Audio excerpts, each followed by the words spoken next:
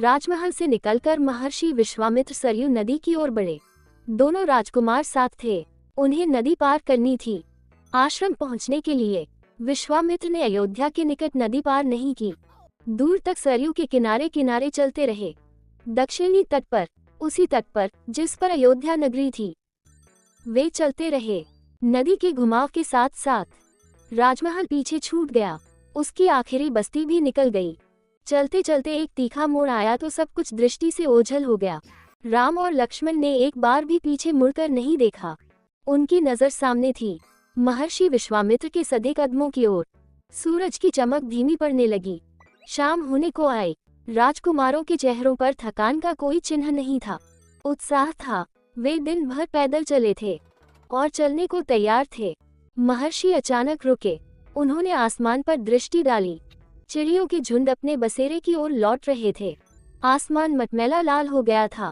चरवाहे लौट रहे थे, गायों के पैर से उठती धूल में आधे छिपे हुए। हम आज रात नदी तट पर ही विश्राम करेंगे, महर्षि ने पीछे मुड़ते हुए कहा। दोनों राजकुमारों के चेहरे के भाव देखते हुए विश्वामित्र हल्का सा मुस्कुराए। राम के निकट आते हुए उन्होंने कहा, मैं तुम दोनों को कुछ विद्याएं सिखाना चाहता हूँ। इन्हें सीखने के बाद कोई तुम पर प्रहार नहीं कर सकेगा, उस समय भी नहीं जब तुम नींद में रहो। राम और लक्ष्मण नदी में मुंह हाथ धोकर लौटे, महर्षि के निकट आकर बैठे। विश्वामित्र ने दोनों भाइयों को बला अतिबला नाम की विद्याएं सिखाई। रात में वे लोग वहीं सोए, तिनकों और पत्तों का बिस्तर बनाकर। नींद आने तक महर्षि उनसे बात करते रहे। सुबह हुई, यात्रा फिर शुरू हुई। मार्ग वही था, सरयू नदी के किनारे किनारे। चलते चलते वे एक ऐसी जगह पहुँचे जहाँ दो नदियाँ आपस में मिलती थीं। उस संगम की दूसरी नदी गंगा थी। महर्षि अब भी आगे चल रहे थे, लेकिन एक अंतर आ गया था। राम लक्ष्मण अब दूरी बनाकर नहीं चलते थे, महर्षि के ठीक पीछे थे ताकि उनकी बातें ध्यान से सुन सकें। रास्ते में पड़ने वाले आश्रमों के बारे में, वहाँ के लोगों के बारे में, वृक्षों वनस्पतियों के संबंध में, स्थानीय इतिहास उसमें शामिल होता था। आगे की यात्रा कठिन थी, जंगलों से होकर। उससे पहले उन्हें नदी पार करनी थी। रात में ऐसा करना महर्षि विश्वामित्र को उचित नहीं लगा। तीनों लोग वहीं रुक गए, संगम पर बने एक आश्रम में। अगली सुबह उन्होंने नाव से गंगा पार की। नदी पार जंगल था, घना, दुर्गम।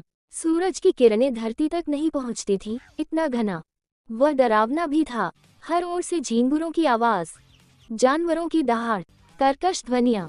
राम और लक्ष्मण को आश्वस्त करते हुए महर्षि ने कहा, ये जानवर और वनस्पतियां जंगल की शोभा हैं, इनसे कोई डर नहीं है। असली खतरा राक्षसी ताड़का से है, वह यहीं रहती है। तुम्हें वह खतरा हमेशा के लिए मिटा देना है। ताड़का के डर से कोई उस वन में नहीं आता था। जो भी आता, ताड़का उसे मार डालती, अचानक आक्रमण कर देती। उसका डर इतना था कि उस सुंदर वन का नाम ताड़का वन पड़ गया था। राम ने महर्षि की आज्ञा मान ली, धनुष पर प्रत्यंचा चढ़ाई और उसे एक बार खींचकर छोड़ा। इतना ताड़का को क्रोधित करने के लिए बहुत था। टकार सुनते ही क्रोध से बिलबिलाई ताड़का गरजती हुई राम की ओर दौड़ी। दो बालकों को देखकर उसका क्रोध और भड़क उठा। जंगल में जैसे तूफान आ गया।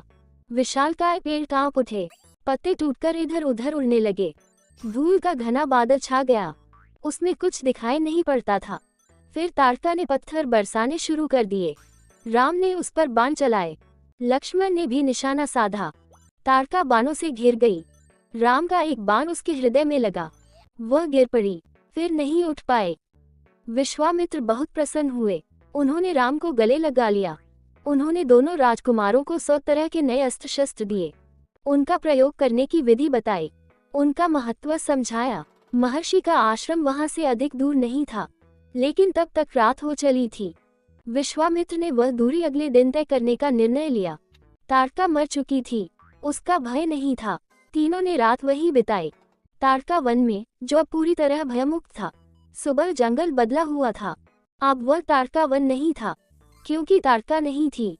भयानक आवाजें गायब हो चुकी थीं, पत्तों से गुजरती हवा थी, उसकी सरसराहट का संगीत था, चिड़ियों की चहचहाहट थी, शांति थी। तस्वीर बदल गई थी। सिद्धाश्रम का अंतिम पड़ाव था महर्षि का आश्रम। रास्ता छोटा भी था, मनोहारी भी। प्राकृतिक सौंदर्य का आनंद लेते तीनों लोग जल्दी ही आश्रम पहुंच गए।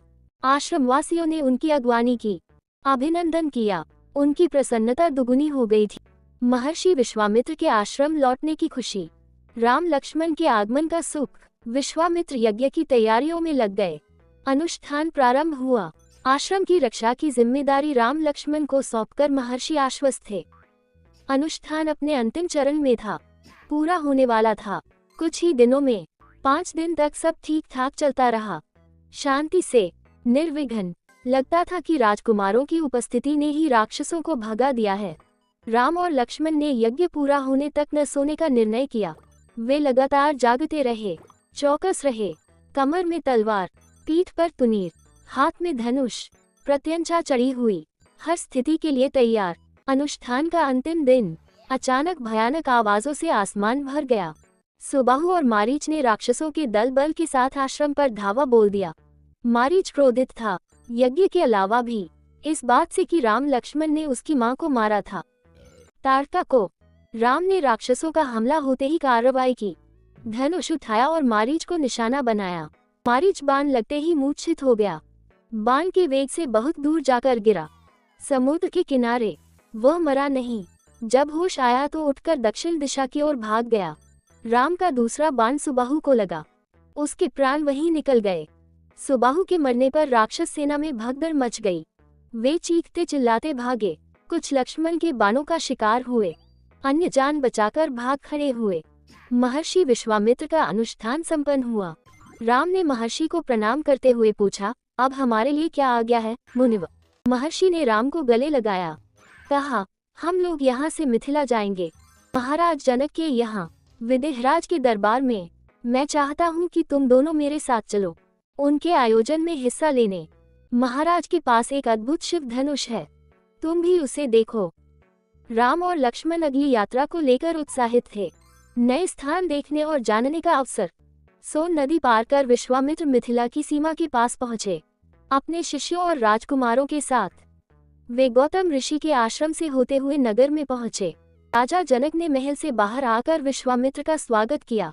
तभी उनकी दृष्टि राजकुमारों पर पड़ी। विदेहराज चकित रह गए, वे स्वयं को रोक नहीं पाए।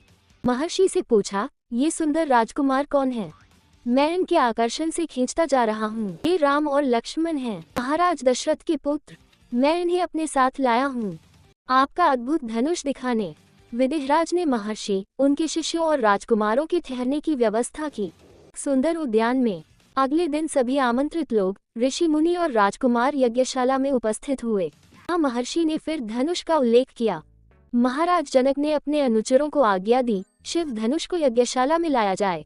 धनुष सचमुच विशाल था, लोहे की पेटी में रखा हुआ था। पेटी में पहिए लगे हुए थे, 8 पहिए। उसे उठाना लगभग असंभव था। पहियों के सहारे खिसकाकर उसे एक से दूसरी जगह ले जाया जाता था। अनुचर मुश्किल से उसे खींचते हुए यज्ञशाला में ले आए। धनुष देखते ही विदेहराज एक पल के लिए उदास हो गए। उन्होंने कहा, मुनिव, मैंने प्रतिज्ञा की है अपनी पुत्री सीता के विवाह के संबंध में। जो ये धनुष उठाकर उस पर प्रत्यंचा चढ़ा देगा, उसी के साथ सीता का विवाह होगा। अनेक राजकुमारों ने प्रयास किया और लज्जित हुए। खाना तो दूर, वे इसे हिला तक नहीं सके। प्रत्यंचा क्या चढ़ाते? विदेहराज का संकेत समझकर महर्षि विश्वामित्र ने राम से कहा, उठो वत्स, ये धनुष देखो। राम ने सिर झुकाकर गुरु की आज्ञा स्वीकार की, आगे बढ़े, पेटी का ढक्कन खोल दिया। राम ने पहले धनुष देखा, फिर महर्षि को। गुरु का संकेत मिलने पर राम ने वह विशाल धनुष सहज ही उठा लिया। यज्ञशाला में उपस्थित सभी लोग हतप्रभ थे। इसकी प्रत्यंचा चढ़ा दूं मुनिवर? राम ने पूछा। अवश्य, यदि ऐसा कर सकते हो। विदेहराज चकित थे। राम ने आसानी से धनुष झुकाया, ऊपर से दबाकर प्रत्यंचा खींची। दबाव से धनुष बीच से टूट गया, उसके 2 टुकड़े हो गए, बच्चों के खिलौने की तरह। यज्ञशाला में सन्नाटा छा गया।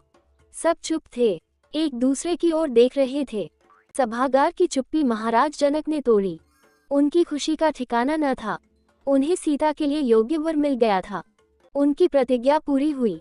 जनकराज ने कहा, मुनिव, आपकी अनुमति हो तो मैं महाराज दशरथ के पास संदेश भेजूं। बारात लेकर आने का निमंत्रण। ये शुभ संदेश उन्हें शीघ्र भेजना चाहिए। महर्षि की अनुमति से दूत अयोध्या भेजे गए, सबसे तेज चलने वाले रथों से। इस बीच जनकपुर में धूम मच गई। बारात के स्वागत की तैयारियां होने लगी। नगर की प्रसन्नता चरम पर थी। महाराज जनक का संदेश मिलते ही अयोध्या में भी खुशी छा गई। आनंद फानन में बारात तैयार हुई। हाथी, घोड़े, रथ, सेना। बारात को मिथिला पहुंचने में 5 दिन लग गए। जनकपुरी जगमगा रही थी। हर मार्ग पर तोरण द्वार, हर जगह फूलों की चादर, एक एक कोना सुवासित। हर घर के प्रवेश द्वार पर वंदनवार, एक एक घर से मंगल गीत।